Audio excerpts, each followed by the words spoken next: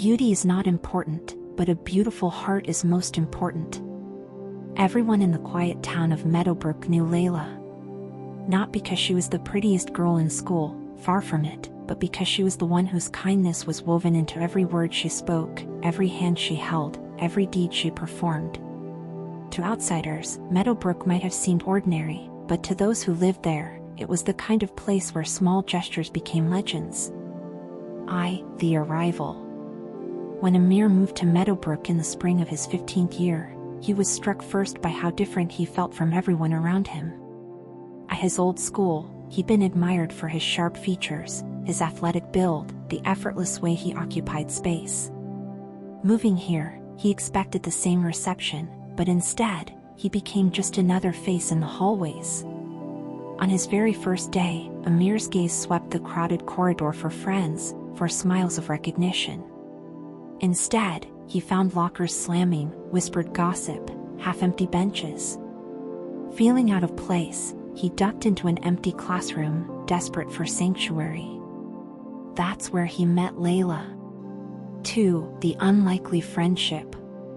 Layla sat at the back of the room, her nose buried in a battered notebook. Loose strands of hair framed her face, but not in a way meant to accentuate her cheekbones, rather, they fell as if she had simply forgotten to tuck them behind her ears. She didn't look up when Amir entered, her focus was elsewhere. Amir cleared his throat. "Is this seat taken?" She glanced up, meeting his eyes with warmth that surprised him. No, she shifted her books to make space. "I'm Layla." "Amir," he replied, sliding in. They talked for only a few minutes, about the algebra homework, the noisy hallway, but something in Layla's steady, generous attention made Amir relax. She laughed easily, not at him, but with him. And when he noticed a page in her notebook filled with doodles of hands reaching out, hearts entwined, and simple phrases like "kindness is magic" and "a smile costs nothing," he felt a tug of curiosity. 3. Lessons in seeing. Over the next few weeks, Amir watched Layla everywhere. He saw her in the cafeteria slipping a sandwich into a paper bag and handing it to Mrs. Patel, the lunch lady, who always looked a little tired by noon. He saw her kneeling by the broken swing in the playground, twisting the chain back into place before leaving. He saw her offering her umbrella to the girl whose car had broken down in the rain. One afternoon, Amir found himself following Layla to the town library, where she volunteered. She shelved books with a gentle care, paused to answer an elderly patron's question even when she had a dozen tasks waiting. No one clapped or cheered, she never sought applause, but Amir could see the difference she made in each person's day. He thought of how, back at his old school, he had measured worth by the way people looked at him. By the applause. Here, though, he realized that looks could fade, but the echo of kindness could linger forever. 4. The turning point. It was a warm Saturday in June when Amir's lesson was cemented. He'd argued with his parents the night before, over his summer plans, over what college he should set his sights on, over his refusal to help at home because it wasn't cool. Frustrated, he stormed out of the house in the morning, mumbling about freedom and independence. His feet carried him to the local community center, where a volunteer fair was set up. Booths lined the parking lot, each representing a different cause: animal shelter, food bank, art therapy, environmental cleanup. Layla was there, of course, tending an information booth for the local soup kitchen. Amir half-heartedly meandered through the booths until a loud crash echoed from the art therapy tent. A cart of paint supplies tumbled, spilling tubes of color across the pavement. Hundreds of students shouted, some in amusement, some in annoyance, but Layla darted forward without hesitation. She knelt beside the cart, carefully picking up every tube, every brush. When she stood, the students around her were gawking. A tall boy in a basketball jersey snorted. "What are you doing? That's going to ruin your clothes." Layla looked at him calmly, then returned to the task. "These paints will help children who can't speak with words," she answered softly. "If they're scattered, they can't create." No one else moved. Amir did. He found himself crouching beside her, rolling paint tubes into the box. Others followed, and soon the crowd helped. Within minutes, the supplies were organized, the tent was straightened, and Layla's gentle leadership was the only reason it happened.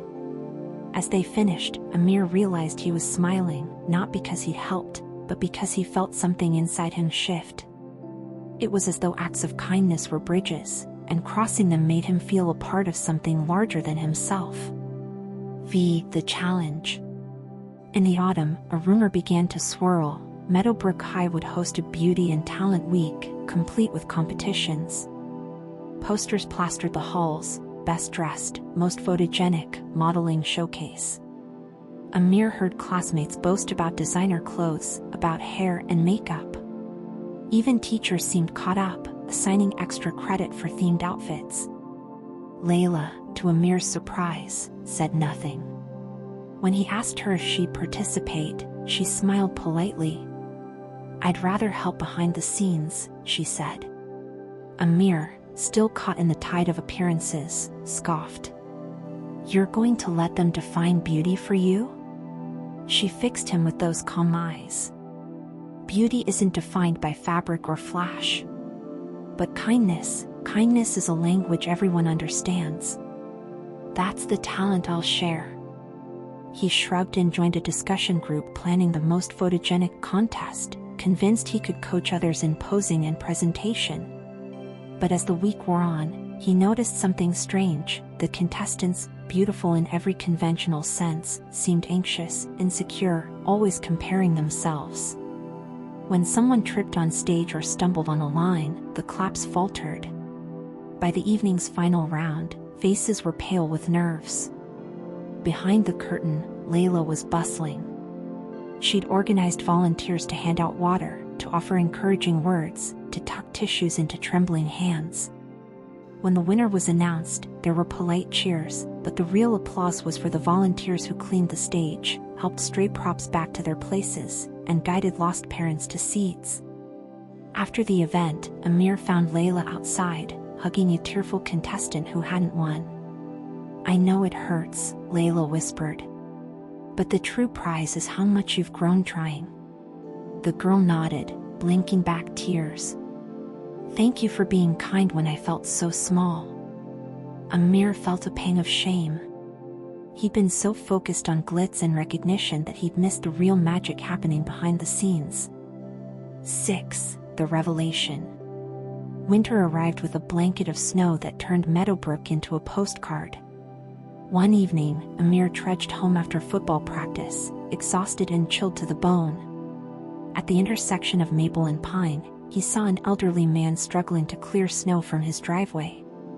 Without thinking, Amir dropped his bag and grabbed a shovel from the old man's porch. Layla appeared beside him in seconds, her own scarf wrapped tightly, cheeks flushed. Together, they shoveled until the path was clear.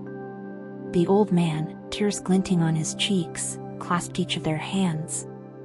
"God bless you," he murmured. Amir stood back, panting, watching Layla's bright smile.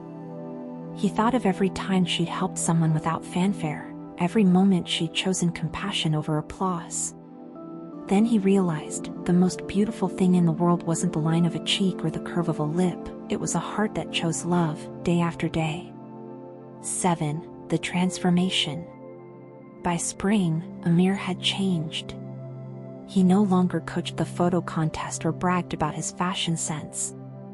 Instead, he joined Layla at the library, shelving books with a careful reverence.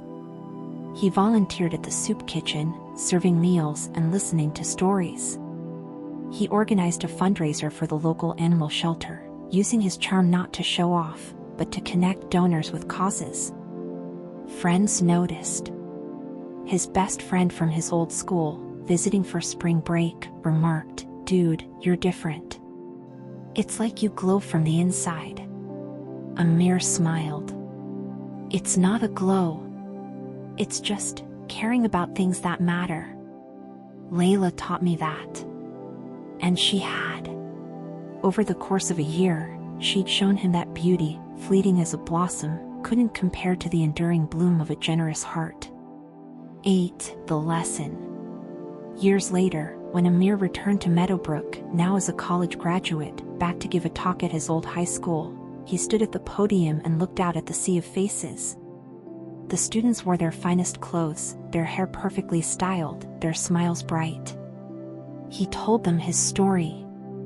He spoke of how he'd arrived, vain and self-absorbed, thinking that life was a beauty pageant. He spoke of Layla, whose face was plain, whose hair was never styled, but whose kindness had changed his life. He told them about the soup kitchen, the winter shoveling, the way a single act of love could ripple through a community. When he finished, the auditorium was silent.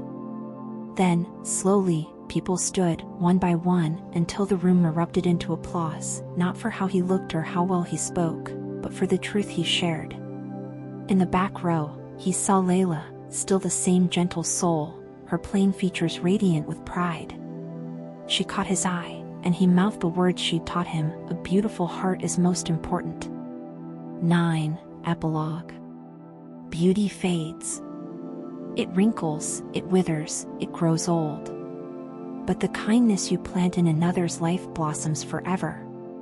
In every generous gesture, every moment of compassion, every whisper of encouragement, the heart reveals its true beauty, one that cannot be measured by mirror or lens, but by the lives it touches and the hope it spreads.